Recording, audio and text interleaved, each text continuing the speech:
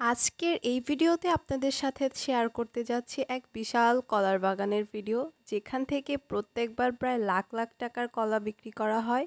আর এই বাগানটা হচ্ছে আমার বাসার পাশেরই বাগান। আমি এখানে প্রায়ই আসি বিকেলবেলা। হ্যালো এভরিওয়ান, আসসালামু আলাইকুম। আশা করছি আপনারা সবাই ভালো আছেন। তো আমি আল্লাহর রহমতে অনেক বেশি ভালো আছি। এই কলার বাগানটা হচ্ছে আমার বাসার পাশেই। এখানে প্রত্যেক বিকালবেলায় আসা হয়, তাই ভাবলাম যে আপনাদের সাথেও এই বাগানের একটা ভিডিও শেয়ার করা যাক। এখানে প্রায় হচ্ছে 2 বিঘা পরিমাণের জমিতে এই কলার বাগানটা করা হয়েছে।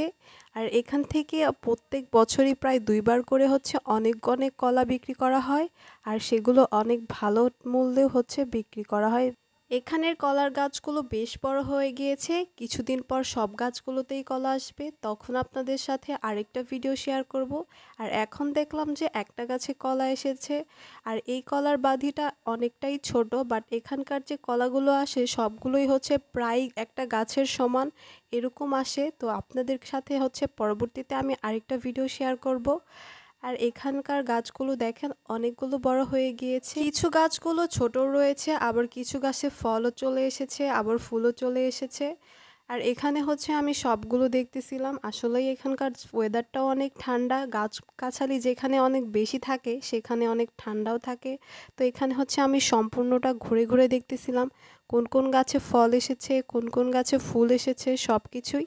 আর এখানে দেখলাম এই ছাগলের ছানাটা খাচ্ছিল, আর আমি তাকে খাওয়াতে চেষ্টা করছিলাম, বাট সে খাচ্ছিলই না। সে অনেক কিউট একটা বাচ্চা। আর এই ফুলটা হচ্ছে তাকে দিয়েছিলাম, বাট সে খায়নি। আর এখানে হচ্ছে আমি সুন্দরভাবে ভিডিও করছিলাম। আর এখান থেকে ওয়েদারটা একদম পড়ন্ত বিকেলের ভিডিও ছিল এটা। আর এখানে দেখেন সুন্দরভাবে ঘাসগুলো হয়ে আছে, এর জন্যই হচ্ছে সব ছাগলের ছানাগুলো খাচ্ছিল। আর এখানে আমি ছাগলের ছানাকে ডাকছিলাম, বাট আমাকে কোনো পাত্তাই দেওয়া হলো না।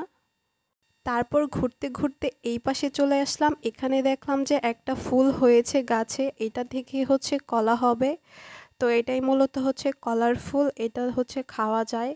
আপনারা কে কে খেয়েছেন অবশ্যই কমেন্টে জানিয়ে যাবেন। আর এখানে হাঁটতে এত পরিমাণ ভালো লাগতেছিল, অনেক ঘাস ছিল। আর ওয়েদারটাও অনেক ঠান্ডা ছিল। গত কিছুদিন যাবৎ অনেক গরম ছিল, বাট আজকে একটু ঠান্ডা ঠান্ডা ছিল। আর এখানে একটু হচ্ছে আমি ভিডিও নিচ্ছিলাম, হালকা হালকা সূর্যের আলো পড়ছিল।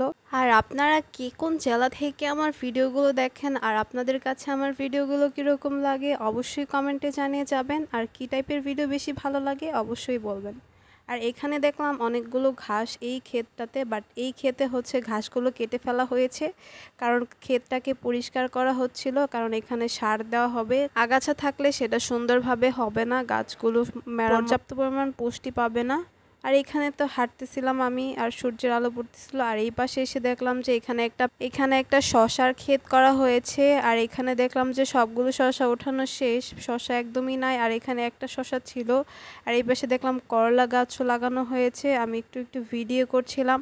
আর এখানে এসে তো আমার বেশ ভালো লেগেছে। তো আপনাদের কাছে এই ভিডিওটা কেমন লেগেছে, আর আপনারা কী টাইপের ভিডিও চান অবশ্যই কমেন্টে জানিয়ে যাবেন।